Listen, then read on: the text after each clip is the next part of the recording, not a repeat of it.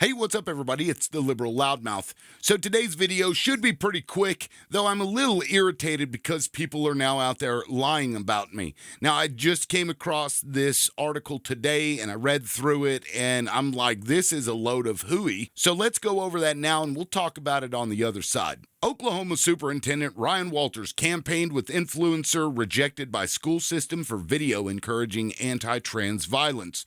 Ron, the real Ron Cosby, encouraged his daughters to, quote, kick the shit out of transgender students in the bathroom. State Superintendent Ryan Walters has vowed not to back down to the woke mobs after the death of transgender sophomore Nex Benedict raised questions about the impact of anti-trans rhetoric on Oklahoma schools. Once attended a fundraiser thrown by a right-wing podcaster deemed unfit to work in Owasso public schools.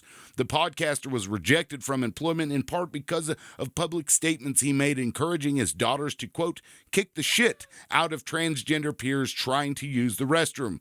Ron Cosby is a vocal conservative figure in Oklahoma, running the Real Ron Facebook page and co-hosting the Loudmouths podcast with self-described liberal parent Tim Ryland. Cosby has been a fan of Oklahoma State Superintendent Ryan Walters, going so far as to claim the pair are in a bromance. Cosby also hosted campaign events with Walters, including a 2022 fundraising event at Cosby's home advertising and, quote, infamous hot tub where all Ron's live Facebook videos are made. Walters has spearheaded the cause of preventing trans students from using bathrooms at school in Oklahoma since 2022 election. And Cosby said this position is why he, quote, supported, endorsed, and voted for him. Protection of our daughters' rights over those of confused boys. Cosby's anti-trans rhetoric, in part, is why he was rejected as a potential substitute teacher and bus driver at Owasso Public Schools, according to an email from the superintendent. The email enumerates reasons Cosby was denied a position, including a video he posted in which he encouraged his daughters to, quote, kick the shit out of transgender students in the bathroom, and an anti-trans speech he made before the Owasso School Board. Cosby's co-host, Tim Ryland, has also been a force behind anti-LGBTQ efforts in Owasso. Ryland was behind an effort that got upward of 3,000 graphic novels banned from Owasso Public Schools. And along with Cosby, Ryland also boasts having sent the email that led to the departure of Owasso teacher Tyler Wren, who was criticized in a post by Libs of TikTok creator Chaya Raychick and resigned. Cosby has been dismissive of the bomb threats that have followed Libs of TikTok posts, calling them fake. Walters has appointed Raychick, a former Brooklyn real estate agent, to the Oklahoma school system's library media advisor, saying that her unique perspective is invaluable as part of my plan to make Oklahoma safer. Responding to the death of transgender sophomore Nex Benedict, who died following a bathroom altercation with 3 girls, Walters claimed media coverage amounted to a personal attack against him and other conservatives. Radical left-wing groups and media have lied about the death of the student and have intentionally lied to push an agenda that was politically motivated to attack me and conservatives in the state of Oklahoma, Walters said. In 2022, Oklahoma passed a law requiring all students to use a bathroom aligned with their sex at birth. All right, so let's talk about the load of bullshit that was in that article. In that article, it says that I, Tim Ryland, have pushed anti-LGBTQ things. It says it right here. Let's take a look. Cosby's co-host, Tim Ryland, has also been a force behind anti-LGBTQ efforts in Owasso. That is false.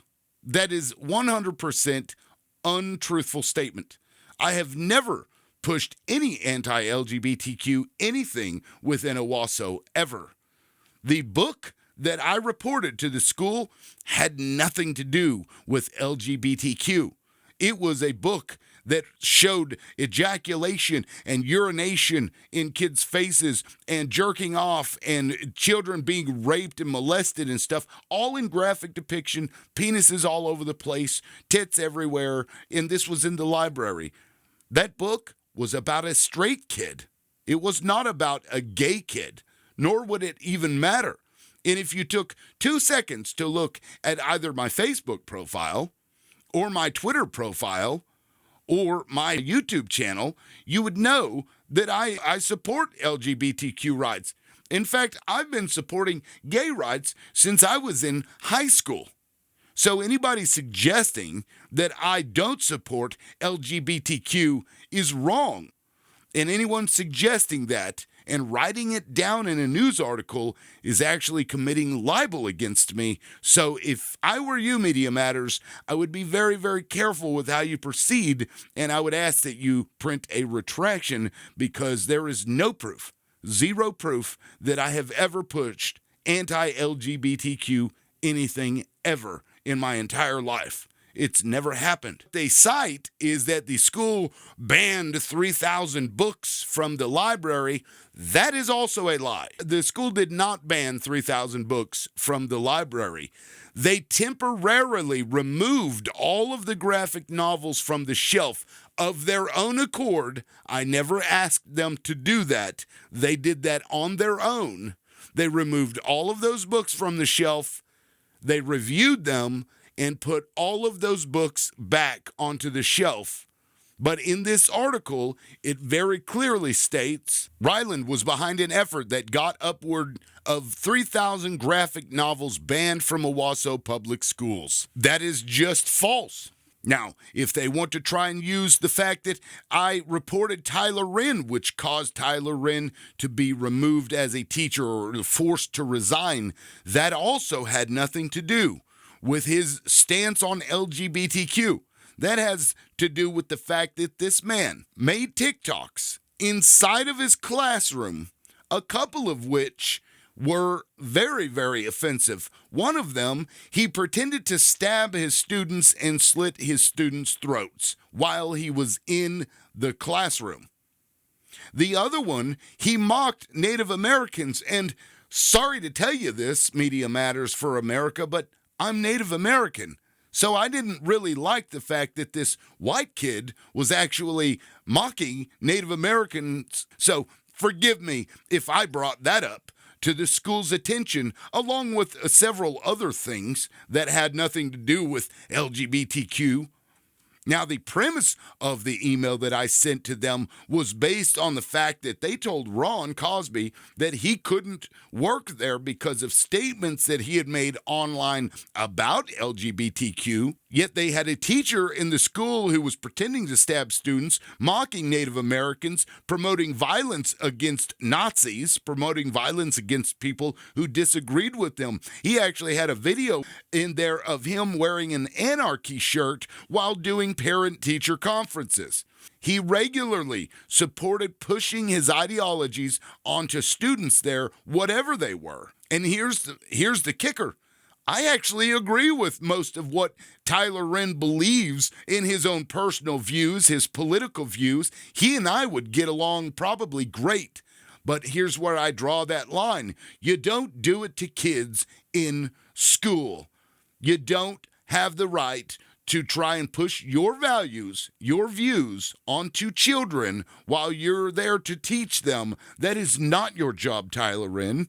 And that is why, not LGBTQ anything, that is why I sent that email that got you removed. Now, 2 minutes of basic journalism would have told Media Matters for America that that was the case, but instead, they wanted to try and lump me in, somebody who for the last week has been doing nothing but videos excoriating the Owasso Public School District for allowing the bullying that led to the death of Nex Benedict, or at least, once we figure out why Nex died.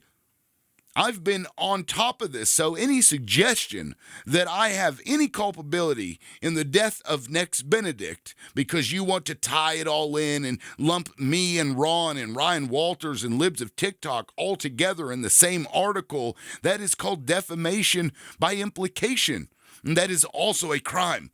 So I would suggest to Media Matters that you be very, very careful with what you say and what you continue to print about me, because if you notice, I sued the school and I won. The thing about the school is that they're using somebody else's money, but if you get sued, you have to use your own money. So I guess we'll see who is right. Let's see if you can prove that I pushed anything that was anti-LGBTQ+. If you can prove that, then I'll shut my mouth. Until then, how about you keep my name out of your articles unless you want to print the truth. But if you just want to print lies, then I guess we may have something to discuss at a later date, won't we? All right, everybody. This is the Liberal Loudmouth. We will catch you next time. Peace.